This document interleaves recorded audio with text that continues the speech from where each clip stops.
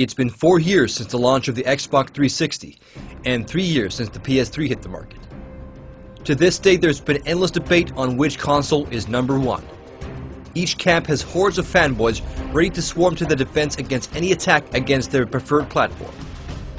Just visit News for Gamers or any other game blog, and there's bound to be a dispute or debate on the subject. Both devices are now well into their product cycle, and the time for excuses is now over. And in this series of videos, I'll be comparing the devices on a level playing field, where we are right now in Fall 2009. I'm going to be covering all the aspects of the devices, hardware, accessories, price, and functionality. The user experience both online and offline. We're also going to be comparing the top exclusive and multi-platform games of Fall 2009. It's all going to be covered in depth, so get ready for 12 rounds of heavyweight game console action. It's LP from Techno Buffalo, and welcome to the Console War Showdown.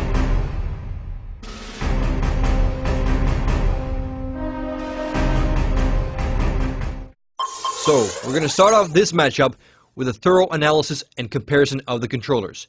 After all, the controllers are the physical extensions that connect the machine to the man in a sense. Wow, that was deep. Anyway, game controllers have evolved quite a lot in the past 30 years, and I remember being amazed by the 8-bit Nintendo controller after having used the clunky Atari 2600 joysticks. I also remember going to school and the teachers asking me what happened to my hands after I had band-aids on my thumbs. Well, I'll tell you what happened. Super Mario Bros. Metroid happened. The concave, relatively sharp-edged buttons on the 8-bit controller really brought the gaming community together, almost like a gang sign that appeared in the form of blisters on your thumbs.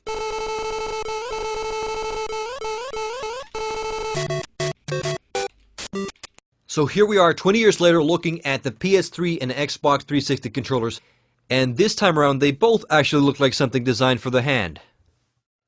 So which is the better controller? The first DualShock is widely considered as the benchmark for modern controllers.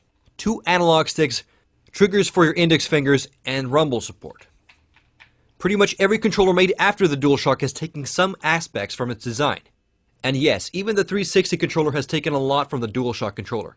The button layout is essentially the same with the exception of analog stick placement, which was probably switched around with the regular D-pad to avoid patent infringement. Okay, let's talk about form factor. So here they are side by side, and the 360 controller is obviously a lot bulkier, and it's also quite a lot heavier than the PS3 controller. When we take a closer look at the controllers, we notice that the PS3 controller has a smooth surface, while the 360 controller has a fine texture to it. I've been using a DualShock controller since the original PlayStation days. The first DualShock was a nice fit in the hand back in the day, and the DualShock 3 also feels decent in the hand now. But after having the Xbox 360 controller in my hands, I have to admit that the DualShock 3 feels a bit tiny in the hand. The Xbox 360 controller is a snug fit in the hand, and it really feels like something made for an adult. Microsoft has definitely had some top ergonomics engineers working on the controller. It's large enough to support your entire fingers, and it truly feels comfortable. The smaller size of the DualShock equates to less support for your hands and fingers, and you actually have to bend your fingers quite a bit to hit the triggers. Pressing the triggers on the 360 controller feels a lot more natural. Even though the DualShocks have always proven successful, I would have liked to seen Sony make some bigger alterations ergonomically to the DualShock 3. Apparently the development budget was put into the 6-axis motion controls that really haven't gone beyond the novelty factor, and admittedly very few games take good use of the motion controls. I think it would have served Sony much better if the money invested in copying Nintendo would have been put in actually improving the form factor of the controller itself. But the 360 controller isn't perfect either. I have to mention I've been getting some pretty weird symptoms after using the controllers. I've been experiencing some numbness in my middle finger, and I figure that it's caused by the ridge under the back triggers that are pressed pretty intensely against some of the nerves on the joints of my fingers. Even though it may have given me an excuse to flip you guys the finger, I'm pretty serious about this. My finger's been numb for a week now, and I could probably stick a needle in there and not feel a thing. I can't be alone on this. Anyways, despite losing sensation in my middle finger, ergonomics-wise, the points go to the 360 controller. Okay, let's check out the build quality. As you can probably hear, the PS3 controller is a bit squeaky when a lot of force is put into it.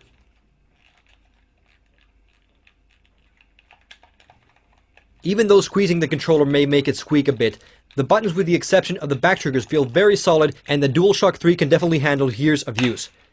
I've been using this particular controller for a couple of years now with hundreds and hundreds of hours of gameplay, and you can barely notice the wear and tear. So I can't not be satisfied with the durability of the PS3 controller. The 360 controller is definitely a lot heavier device, but apparently heft brings solidity. It's almost impossible to get the 360 controller to squeak when you squeeze it. The plastics feel a bit tougher than the DualShock plastics, and all of the buttons on the 360 controller feel very solid, and you could probably fight off a bear attack with the 360 controller. Okay, just a small bear.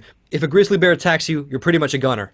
Anyway, the point is I'm quite impressed with the solidity of the Xbox 360 controller. So I have to award build quality also to the Microsoft variant. As you have hopefully noticed, both controllers are wireless. The PlayStation 3 uses a Bluetooth connection, and the Xbox 360 uses a 2.4 GHz wireless connection, which are both good up to about 30 feet or 10 meters. The Bluetooth connection is definitely more stable. Every once and again I seem to lose connection with the 360 controller, but it's nothing too serious. Battery life is about twice as good on the 360 controller. You can get about 40 hours with the Xbox variant, while the Bluetooth controllers will last you about 20 hours on the PS3.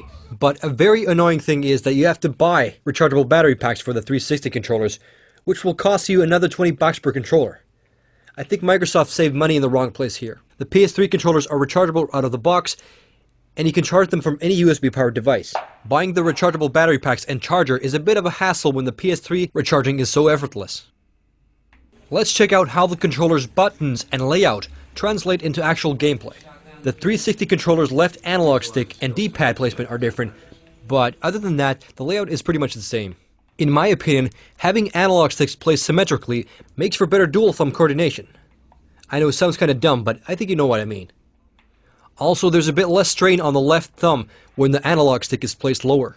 The tops of the PS3 analog sticks are convex, while the tops of the analog sticks on the 360 controllers are concave. I really can't differentiate which feels better, because both feel very natural under the thumbs. The analog sticks on both controllers are very responsive. There's a slight dead zone on both controllers, and by dead zone I mean an area in which the controller does not register movement. The smaller the dead zone, the more intricate movements will register, which for example may result in more precise sniping. But I would estimate that the dead zone on both controllers is pretty much the same. The analog sticks on the 360 controllers definitely have a bit more resistance to them, which I kinda like. Having more resistance in the analog sticks, in my opinion, makes for better control in, for example, driving games. It's a bit easier to oversteer with the PS3 controller. Not to say that it doesn't happen with the Xbox 360 controller as well.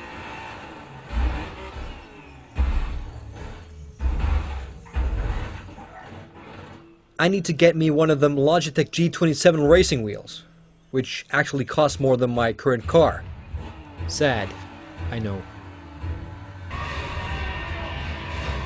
The PS3 analog sticks are definitely a bit looser, which actually may translate into faster movement in, for example, first-person shooters.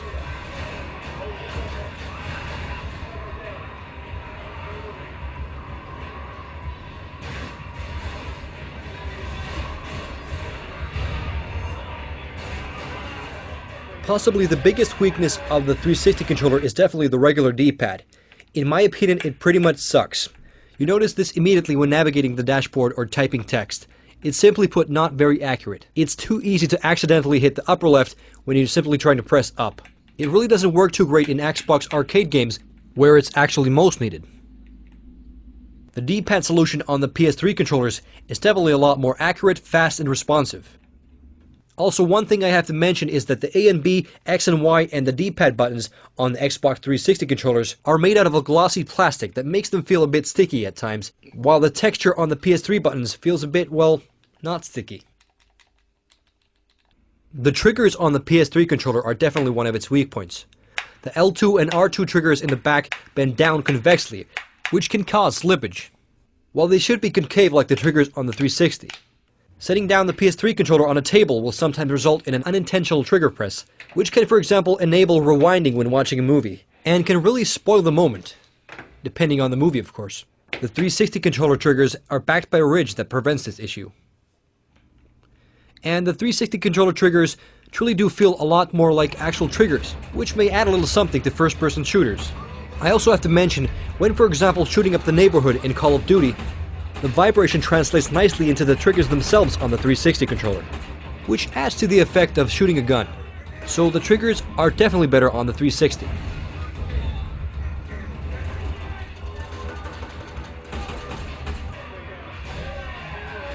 I have to admit that I enjoy both controllers immensely.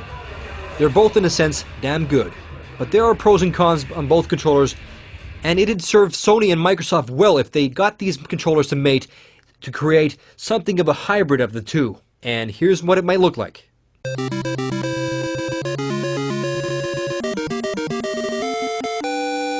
Anyways, despite losing sensation in my middle finger, I do have to reward the first round of this battle to the Xbox 360.